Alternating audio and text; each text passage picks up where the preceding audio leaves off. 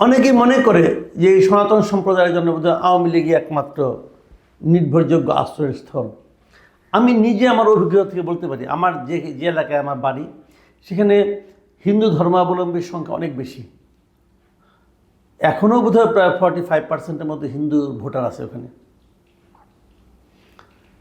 এটা হিন্দু প্রধান এলাকায় আমার জন্ম এবং বেড়ে ওঠা। তো সেখানেও আমি এই জিনিসটা যেটা মনে করি আমার অভিজ্ঞতা থেকে, বাংলাদেশের হিন্দুরা এই দেশে নির্যাতিত হয়েছে। এটা হয় নাই যারা বলে তারা মিথ্যা বলে। তাদের নির্যাতনটা ছিল খুবই মানে আপনার দেখা যায় না কিন্তু অনুভব করা যায় এই ধরনের নির্যাতন। এবং ইন্টারেস্টিং হলো সেই নির্যাতনের 95% করছে আওয়ামী লীগের লোকজন। 95% নির্যাতন করছে আওয়ামী লীগের লোকজন। কিন্তু এরাও জানে, কিন্তু তারপরেও তারা আওয়ামী লীগের কাছে অন্য কারোর কাছে যাইতে পারে না, কারণ অন্য কেউ তাদেরকে নিজের লোক মনে করে না। এই যে একটা মানে আপনার মানে বিকট পরিস্থিতি, এই পরিস্থিতিটা আমি মনে করি আমাদের এই যে হিন্দু ধর্মাবলম্বী যারা আছে এদের জন্য সবচেয়ে বেদনার বিষয়। যে যে আমাকে খাবে তার কাছে আমাকে যেতে হয় আশ্রয়ের জন্য। এর চেয়ে ভয়ঙ্কর পরিস্থিতি আর হতে পারে না। কিন্তু এই জিনিসটা দু তিনটা কারণে হয়েছে। এক নম্বর কারণ হলো অন্য দলগুলো বিশ্বাস করে না যে এরা আওয়ামী লীগের বাইরে যেতে পারে। এটা ওই দলগুলো রাজনৈতিক দুর্বলতা আমি মনে করি। তো এই জায়গাতে কিন্তু একটা প্রবলেম ছিল, যে কারণে গত 15 বছরে তারা আওয়ামী লীগ যারা নির্যাতিত হয়েছে কিন্তু একত্রিতভাবে এরকমভাবে তারা মিটিং করতে পারে না, মিছিল করতে পারে না। দেখেন কত বছর ধরে তাদের কতগুলি দাবি ছিল, একটা দাবি কিন্তু আওয়ামী লীগ মানে নাই, একটা দাবি মানে নাই। এই যে শত্রু সম্পত্তি আইন অমুক তমুক, হ্যাঁ, একটাও মানে নাই কিন্তু আওয়ামী লীগ। খালি ঘুরায়, খালি ঝুলাই রাখে। তো ঝুলাই ঝুলাই ঝুলাই ঝুলাই এই পর্যন্ত আসছে। তো দেখেন আপনি গত কয়েক বছর আগে যে আপনার যে পূজার সময় কুমিল্লাতে মূর্তির হাতে কোরআন শরীফ দিয়ে দেওয়া, অমুক করা তমুক, এটাকে একটা ইস্যু বানিয়ে সারা দেশে ভাঙচুর করা, হ্যান করা তেন করা। প্রত্যেকটা ভাঙচুর হয়ে যাওয়ার পরে নেতারা ওখানে গেছে, যায় নিয়ে মায়ের কান্না কাঁদে। তো এটা তো বোঝাই গেছে এটা নাটক সম্পূর্ণভাবে। কিন্তু কেউ কিন্তু বলতে পারতেছে না, ভাই আপনি যে করছেন কাজটা, মানে কি ট্র্যাজেডি। তো এই সংকটের বাইরে এইবার তারা হয়তো তারা একত্রিত হয়েছে।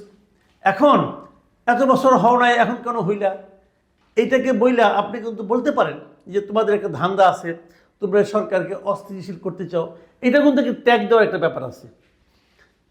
তো এইটা ওই ধরনের কিছু কিনা আমি জানি না।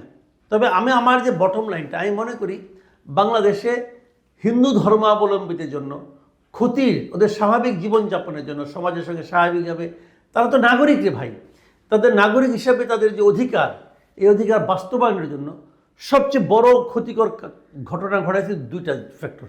একটা হলো আওয়ামী লীগ, আর একটা হলো ইন্ডিয়া।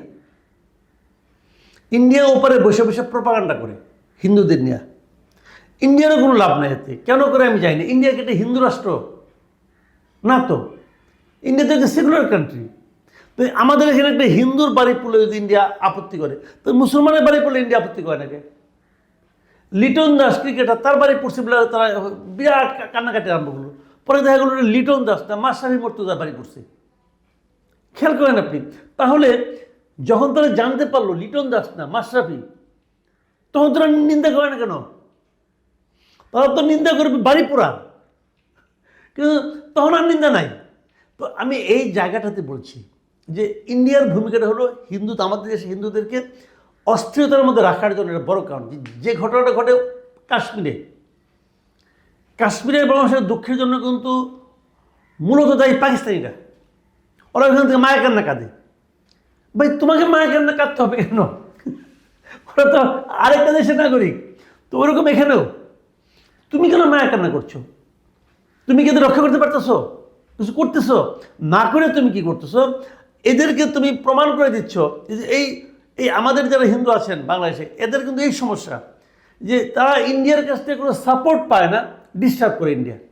আওয়ামী লীগ তাদের কোনো সাপোর্ট করে না, আওয়ামী লীগ তাদের ক্ষতি করে প্রকারান্তরে। এই একটা ডাইলেমার মধ্যে আমাদের হিন্দুরা আছেন। তার মধ্যে এই ধরনের একটা সভা আমার কেন যেন মনে হয় এটাও একটা মতলবী সভা। যারা এটা আয়োজন করেছেন তাদের কিছু ধান্দা আছে। আমাদের এখানে হিন্দুরা নির্যাতিত, কিন্তু হিন্দুদের নিয়ে যারা ব্যবসা করে, যারা নেতৃত্বে আছে, এরা কিন্তু কখনো নির্যাতিত না, এরা খুব ভাবে থাকে। দেখবেন এই ধর্মমন্ত্রীর সঙ্গে আশেপাশে দেখবেন কতগুলি হিন্দু হিন্দু বড় বড় নেতা আছে, বিভিন্ন বড় বড় সাংবাদিকও আছে দু একজন, এরা সব সময় খুব ভালো অবস্থায় থাকে, যেই সরকার আসুক তারা ভালো অবস্থায় আছে, কিন্তু তারা এদের নিয়ে ব্যবসাটা করে ফেলায়।